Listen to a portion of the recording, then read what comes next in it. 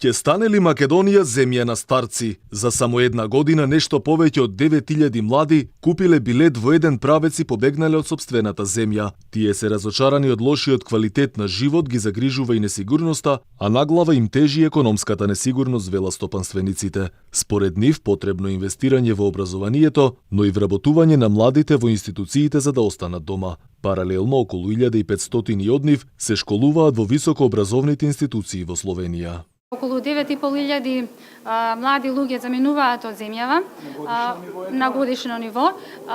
Ние инсистираме и во фокусот на нашите активности како представници на бизнис заедницата постојано ги вклучуваме овие активности за задржување на младите кадри во земјава. Образованието го ставаме во фокусот и покажуваме дека ни е потребно образование во согласно со потребите на бизнисот. Покрај добрата заработувачка која што е предизвик за младите, сигурно дека и квалитетните услови за живот се она што би ги задржало овдека.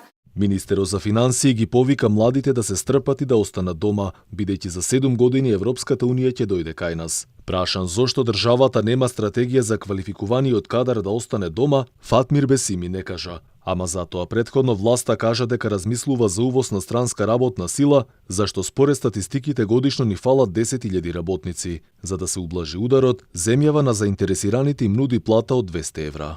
Сепак ќе има млади што ќе наоѓат подобри можности во други земји, како што се дел од Европска унија и други, и тоа е феномен што постоело секогаш во светот, ќе постои тука, но тоа што е наша задача да обезбедиме младите да имаат перспектива и да гледат европска перспектива тука во Македонија. Главната порака што младите треба со сигурност да ја знаат дека во Македонија тие ќе ја најдат Европска унија. И додека младината си оди поради недовербата на институциите, проблем е и високата корупција, постојаната политичка нестабилност, желбата за подобар животен стандард. Потоа проблемите со образованието, здравството, како и немањето перспектива за сите. Најзагрижувачки е што си заминуваат младите високообразовни кадри, оставајќи ја земјава без развојни перспективи, посебно по малите градови кои за жал остануваат целосно празни.